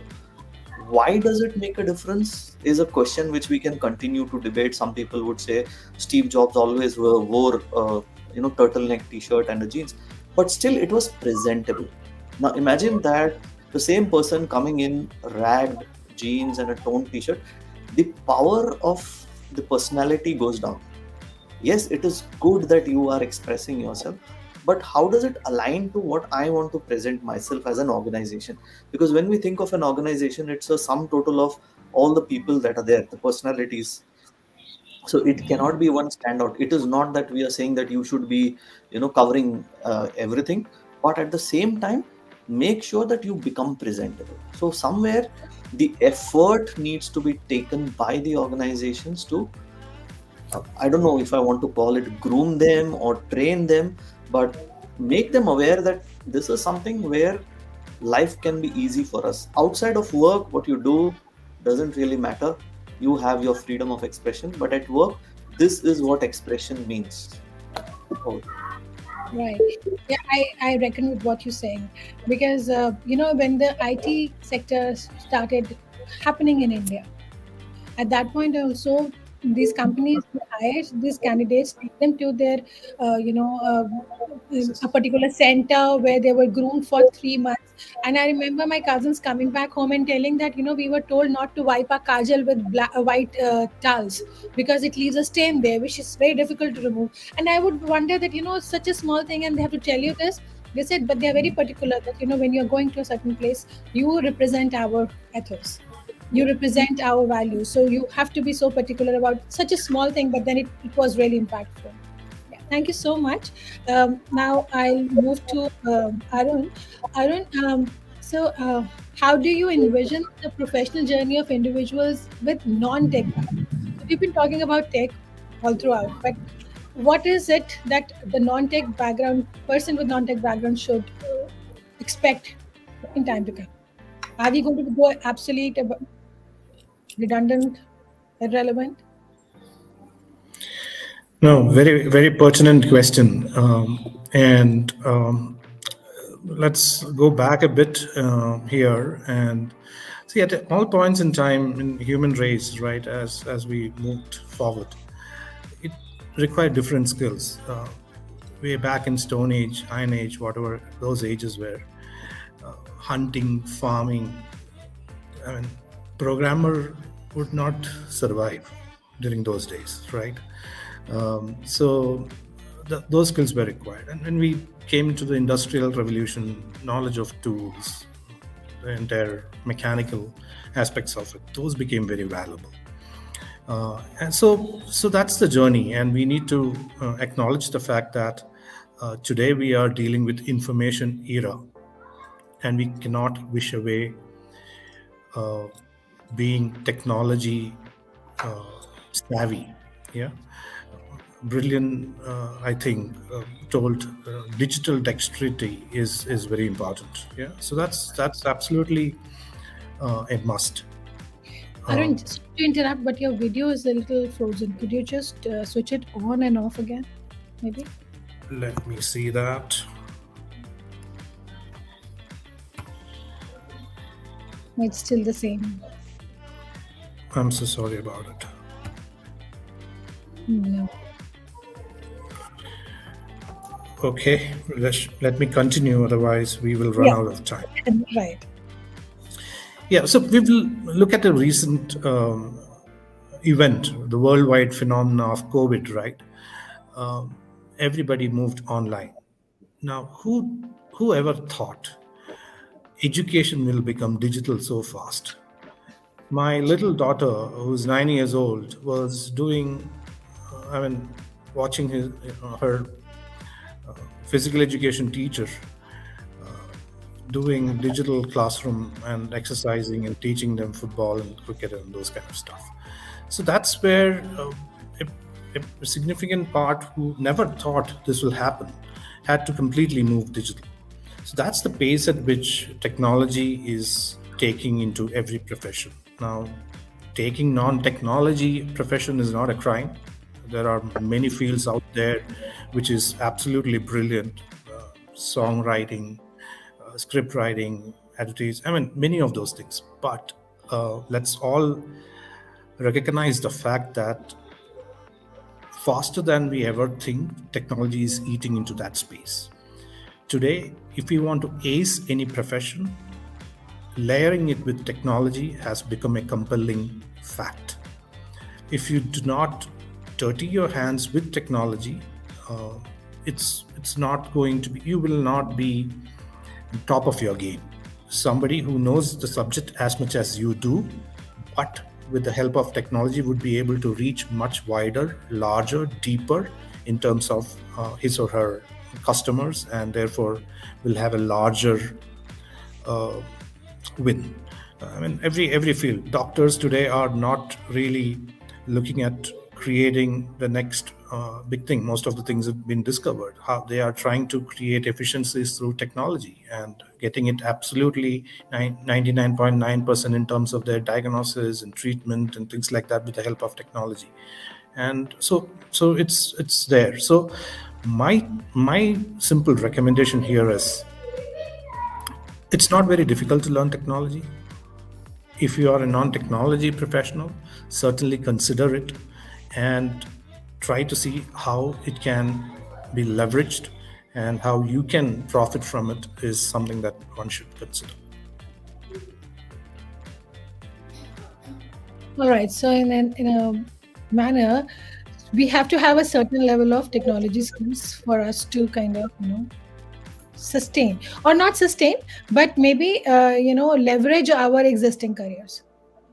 So That's long right. time, yeah. So a long time ago, accounting was only done with a pen and paper, and then they started doing on an Excel sheet, and now they've started creating processes for that. So that ways, it's we're doing still the same work, but technology intervention has come in a subtle way. So whatever you're doing, try to bring in an inclusion of technology somewhere in that to leverage your skills.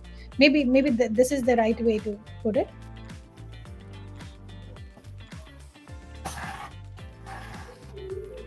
I think you've frozen again. So I'll quickly jump to the next question here. For Mrinalini, what are the areas of talent market, where the fresh graduates, can find a foothold? So what areas are you looking forward to as an HR person? Uh, what is your understanding about the fresh graduates, and where do they think they will find the footing now? Okay. Yes, I would rephrase your question like what areas of talent market are heating up right away in the floor, and how does this impact a fresh graduate? right? Yeah. So the tech industry has been a dramatic increase in demand for skilled workers. We have been talking through the whole last couple of hours. So as more and more businesses turn to digital solutions to meet the needs of a changing market, the talent war in tech has heated up, leaving employers scrambling to attract and retain top talent. As Arun was mentioning, be it even a non-technical of the technology, unless until you don't adapt to the technology, we become obsolete or we become way back. So this shift has not gone unnoticed by those in the industry, and many tech leaders have already started implementing strategies to stay ahead in their race for talent. So, one of the main drivers of this talent war in tech is the rapid pace of innovation as new technologies emerge. Businesses need employees who are skilled in these new areas to develop, implement, and maintain them. So, take the example of cloud computing, which has been a surge in demand in recent years, right? To meet this demand, businesses need to attract employees who are skilled in cloud computing technologies such as Amazon Web Services like AWS, Microsoft Azure, and Google Cloud Platform. But the demand for skilled tech workers isn't it limited to cloud computing. Businesses across the sectors are looking forward for employees who are proficient in areas such as AI, cybersecurity, data analytics, and more. So, this has created a competitive market talent with businesses vying for the same pool of skilled workers in different fields. So, here I take up the second part of the question: how does this impact a fresh graduate? We all speak almost majority of the time about the Gen Z group, where their interests are fluctuating. Especially, I could hear more from Smitha when because she's handling them on a day-to-day basis. Their interest is fluctuating. Their communication skills are not expected as it has to be, and their expectation about a job or anything on the technology is more, and they're not a fully accomplished professional to handle the industry standards, and they have the compatibility problems, time management. They don't keep up the timings, absenteeism, unacceptable behavioral patterns, and the list continues. But for me, I would say that if you're wondering how fresh graduates can be your best hires, here are several reasons why companies focus to hire fresh graduates. Right, as she already covered majority of the benefits of hiring a fresh graduates, but at the same time, I wanted to give a overview, or I wanted to highlight how they are very useful, or they are more attractive in the talent market in the industry. Because see, basically they are tech savvy. Graduates today grew up surrounded by technology, which means they can easily adopt a new technology that they may use in the organization. They embrace the age of digital transformation better than any other generation, right? So we know we were talking about initially Google, even email communication moved into WhatsApp messages, and now it's going to be a chat, GTP, whatever it goes on. And the fresh graduates are open minded and they are thirsty for knowledge. Since they're new to the working world, graduates are curious about or anything, willing to listen to new things and more open to ideas. They're also eager to learn as they want to observe as much as knowledge as possible from others who have experienced in that field, right? And they offer fresh perspectives. I would rather say a fresh graduates are like a blank canvas. They do not have the corporate baggage behind their back like most of us today. It is up to us as a HR pros or the technical leaders in the organization to guide them to become the future leaders we all wish for. So they are more flexible and adaptable because they have the open minded, and their mindset of working are not set in stone. As we all say, no, as the pandemic has already taught them practically, or it has practically forced them to be adaptable in unexpected situation. So they are ready to prove themselves. As for most graduates, the job you offer is probably their first job. So they are enthusiastic and they're ready to prove to you that they are valuable and they can achieve great things too. They're critical thinkers. So these all, and there is survey, recent studies have proven that this generation has really strong critical thinking skills, and it's adept at using these skills to solve problems. And as Smita again mentioned, they're used to multitasking.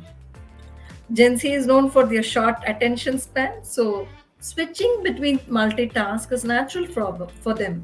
So they can very well excel in any job that requires multitask. Again, I wanted to be very specific to that, and they are more independent. Even though working in a team is not an issue for them, but Gen Z is known to prefer to work independently and they will shine as individual contributors. They are motivated to personal goals and overcoming challenges as individuals. Hence, the organization can use this drive to motivate their advantage. Okay. And they bring a lot of energy, the young ones. Graduates are energetic, full of ideas, bring a lot of new energy that the companies needed to stay refreshed or up to the standards of the market, and they are determined to create more caring society.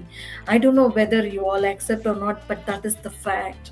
When we were all working, when we started to work for the last 22 years, even today, I don't know to say no when my senior management comes and says you have to finish this job today. I don't know to say, I don't know to split the balance between work and life. We struggle hard, but this Gen Z, who are the person who created the caring society, they value work-life balance and personal well-being above work, and that is for the right reasons, right? We majority of the organization has a strong belief that the fresh graduates bring in a lot of change in the organization. So I would say the impact of fresh graduates in the talent market heat is exponentially positive and promising. That's quite refreshing, actually. So I'll now, Brill, there's a question for you which I've been dying to ask. So there are a lot of talks, and look at the internet for the leadership quotes, and you will find plenty of do's and don'ts and the positive behaviors of leadership. There are contradictory claims on what are the qualities of leader. While there is one school of thought that endorses liberal view, wherein you can get away with a murder if you are getting good results, whereas the other one warns people against it. So what is your thought on it, and how does having policies help in or compliance help in maintaining that balance? Okay, so thank you so much, and I can tell you something based on the experiences that I've had over the period. Janta maaf nahi karegi, right? That's reality. We have Glassdoor reviews, we have Google reviews, we have Mouth Shut. There's so many places where people can actually highlight some of these elements, which are so-called contradictory behaviors or unpleasant, toxic behaviors to some extent. I will not say that it doesn't exist. Across levels, it is existent, and some people, unfortunately, get away with murder. And the problem and the solution is acceptance. One, if we accept that toxicity and bad behavior continue to be overlooked if you're performing, then it's an issue. It should be we don't accept. We should accept behavior which is aligned. Go back to a few moments ago where we spoke about how organizations should be welcoming, adjusting, but at the same time there needs to be some sort of decorum that is maintained. It cannot be that a simple example of what to wear at work, what kind of clothes can be acceptable. These are some of the things which lead to what I call as intolerance. And I know it's a cliched word across in the political circles today, but we need to understand that intolerance levels should be defined, and there should be medium for people, maybe anonymously, to raise flags, and that dwells into the policy part. So it's a blend of my responses to two questions together. If I'm able to give my employee or any of the stakeholders a medium through which they feel comfortable and confident that such red flags behaviors are highlighted without them getting impacted, I think we will encourage not just one instance but multiple instances of people coming forth to highlight this. And I want to mention this here, while the old adage was jo dikta hai wo bikta hai has changed to toxic behaviors claiming that jo bikta hai wo tikta hai. uh, in essence it means that one who sells more or one who brings in business more continues to remain despite the behaviors or actions that he or she may bring in. And it's not just male but also every gender has those kind of people. It is important to know that even if we tolerate one instance, that sends a very very negative message across, and over a period of time that will become the foundation of the organization. And it's difficult, right? Once it gets foothold into the organization culture, placating them will be a challenge. And that is where I think accountability for leaders should be essential. What I do, how I behave with people. And this is where I bring in one of the most important element, which thankfully I've been, you know, bestowed with some leaders who made me realize respect for individuals across the board. It doesn't matter whether it's a peon or the president. Respect people. You cannot respect people, you cannot respect anything else in the organization. You start with respecting people. Ideologies will differ, there will be diverse opinions and views that will come in. I may not align with what you say right now, but I need to be in a mode to be able to express. And I bring in freedom of expression here from the earlier discussion to say, if I respect individuals, that freedom of expression will automatically come in. And if the organization cannot give those forums where respect is not at the top of its priorities, leaders are not held accountable. If there is acceptance for bad behavior and intolerance is not defined, then I think it is not a good place to be in. My suggestion would be quickly move out, find a better opportunity. There will be ways and means for you to highlight it, but if you don't speak up, it will corrupt the entire system.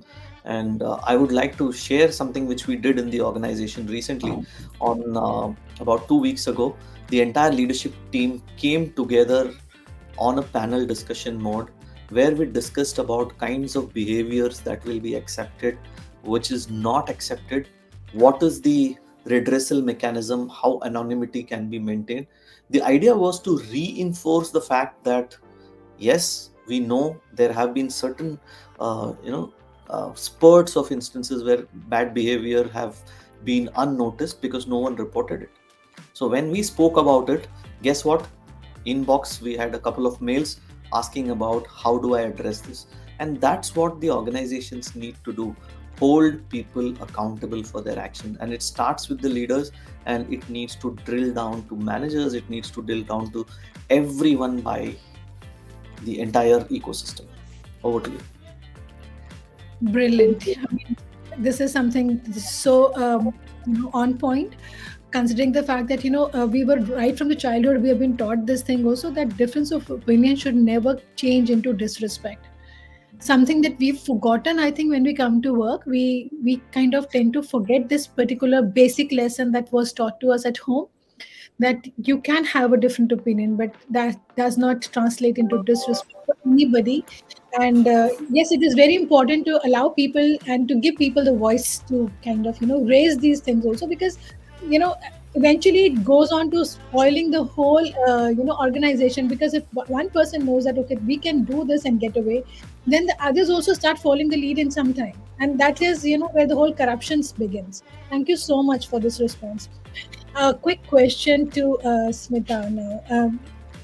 Now that you've been talking to us also, and you've been hearing to all the HR leaders also, and you teach this subject also. So how is HR in theory and practice? How are they aligned? Are they aligned or not? Or it's like when we were small children, in the first grade, the teacher teaches us a story, and she says the moral of the story is honesty is the best policy. But the child goes back home, and his mama says, "Auntie ko bolo, mama ghar pe nahi hai." And he says, "Honesty is the best policy in this teacher's class, in this subject, in this as an answer, but not it has got nothing to do with the real life."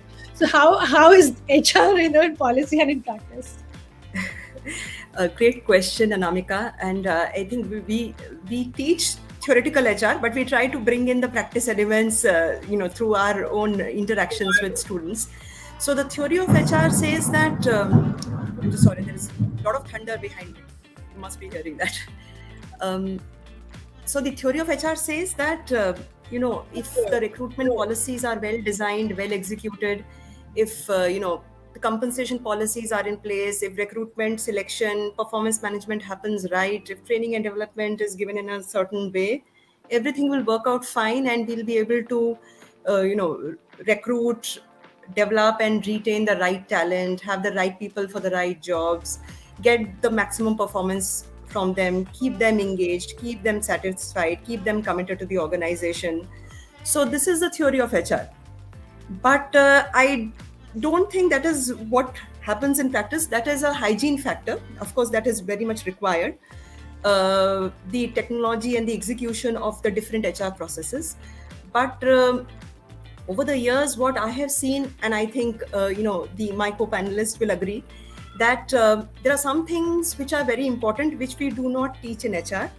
One is that it's very important for the HR people to have knowledge of the business. They should understand how the company runs. They should be able to speak the language of marketing function, finance function, operations function, because that builds the credibility of the HR function. Okay, it is not about just knowing the HR processes.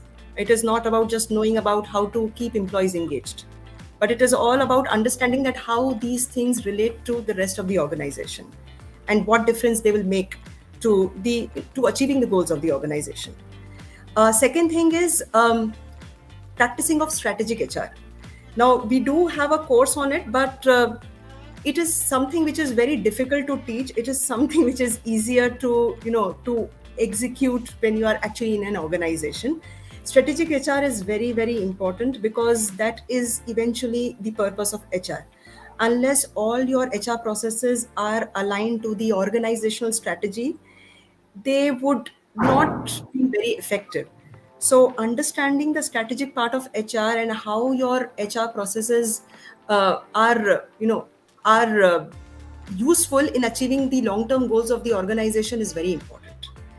So we try to tell our students that whatever recruitment, selection policy you have, whatever performance management system you choose, it is very important to first understand whether it is aligned to the organizational goals or not.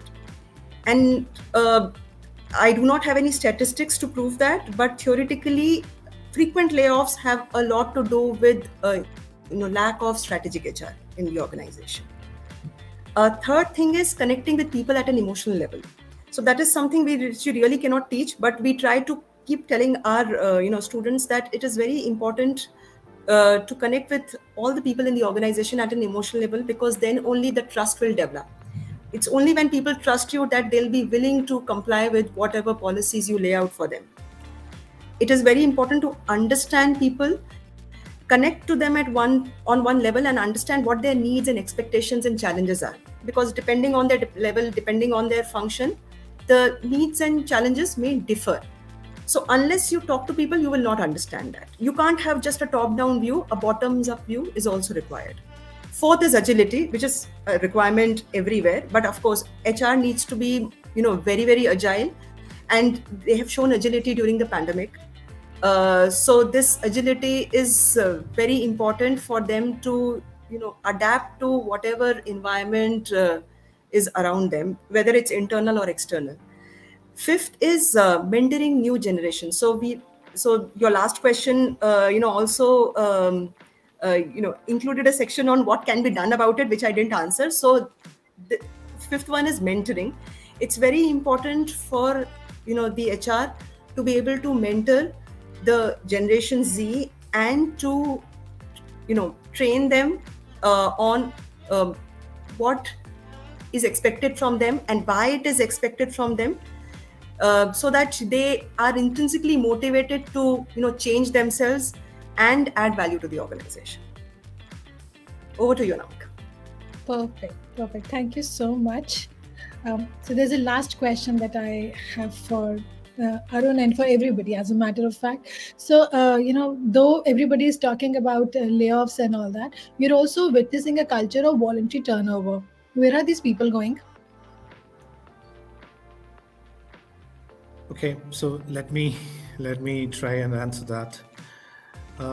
So obviously, good talent is always in demand. So obviously, some voluntary turnover would carry that path. Okay, and we spoke all last couple of hours about opportunity within the organization, culture, toxicity, business not doing well. These are factors that would create some kind of voluntary turnover, and aspirations as well. Personal aspirations to move faster than the uh, back. And always there are somebody to pay and uh, hire or given a higher role. And there are quite a few people. So that's the first group. Second group is now that these layoffs are happening, and that too in a mass scale. Why these layoffs are happening is because Smita touched upon it, poor planning or lack of strategic HR, something else. Everybody hired or overhired in the last 18 months or so, whether it is the best of the brands in Silicon Valley to the Indian subcontinent and much more. Everybody overhired, and they realized that they had overhired. And when we overeat and when we overhire, there is certainly some issues with our digestion. So you throw up. So that's what is happening typically. Layoffs are because you have gotten more people than you can actually digest within an organization, and also it's poor quality because you're overhiring. And because of this phenomena, there is some kind of emotional security or insecurity that is happening. So people are also looking for safer zone. They are going to probably repute companies. Of course, those the ones who have talent are trying to be in a safer zone so that they can kind of protect their whatever lifestyle or what they work for. So that's the second group of people. So these are primarily the two drivers uh, that is happening. And the third one is a collateral damage that I would say. A new company coming into a market, creating 150 jobs, about 1,500 people will move from X company to Y company to A to B to C. People will just rotate. Uh, yeah, so that's the third phenomenon. So these are the factors that are contributing to voluntary turnover. And Anamika, excuse me, I have to actually move out at this point. It was wonderful talking to all of you and to the audience. I really, really appreciate it. Thanks, Arun. Thank you so much. Thank you. Okay. So, what's your thought about it? I mean, where are the people going?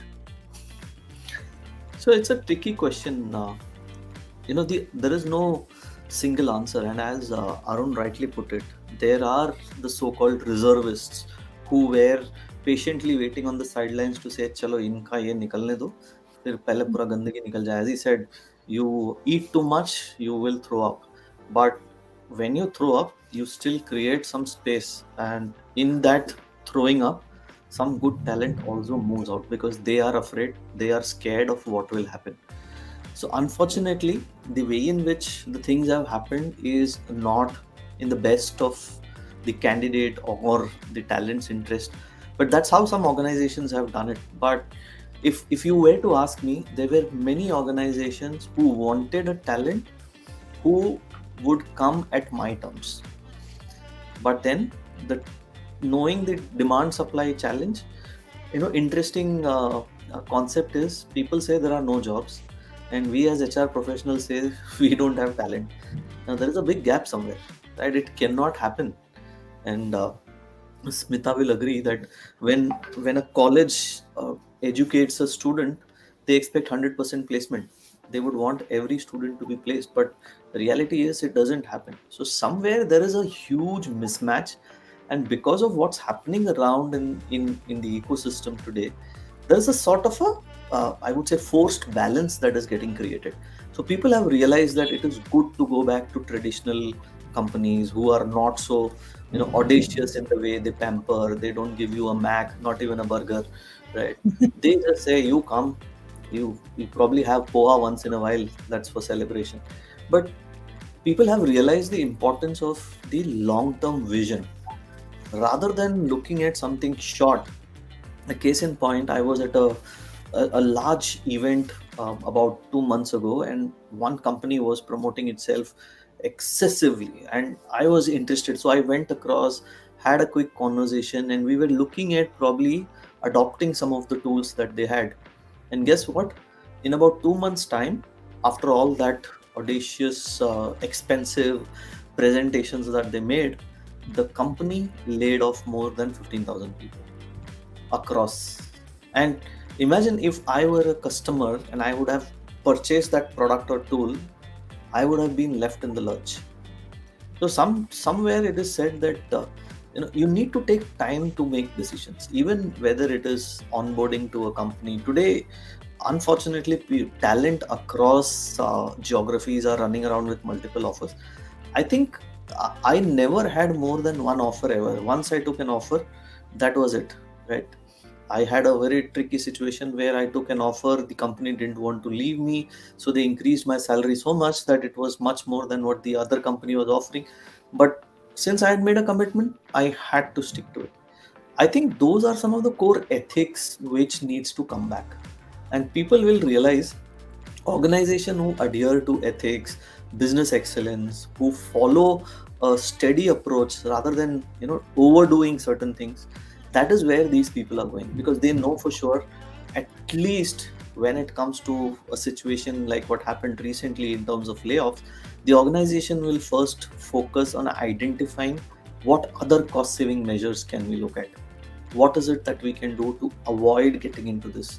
Can we adjust, compromise, and move forward rather than saying, okay, just take the scissor and start cutting off? That's not the best approach. So I think people are now moving to stable, sensible, and I would say steady, growth focused organizations. That's my view. So the mode has come back now. So wherein at one point in time people did look for adventure and fancy job titles. Now people are preferring more of a stability, more of a maturity of the management along with that. I So think with it has a this, lot to do with the. Sorry, I just thought of yeah, you go something. ahead. Yeah. I think it has a lot to do with the time to introspect, time to introspect, which people got during the lockdown, and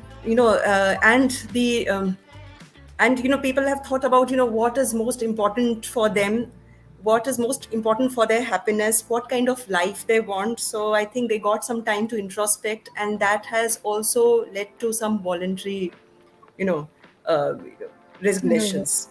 Yeah. So people have moved to either doing something of their own, or have moved to more stable jobs which may not pay very well, but possibly they have more work life balance, or more interesting profiles. But that is a So hypothesis. Absolutely. no, in reality, people have realized paisa hi sab kuch nahi hai. There's more to life than just money, and we are seeing a lot of people wanting to come back after some huge interviews with some other organizations, saying that yaar nahi jam raha hai. Life here was comparatively better. We had some balance. Right. So, and we've come to the last uh, leg of the session. Thank you so much for your time. I really, really appreciate your inputs. It's very insightful, and I'm pretty sure the students and the people who have been listening to it, they will take a cue or two from here and kind of prepare themselves for their professional life. Thank you so much for your time. I would love to connect with you sometime later too.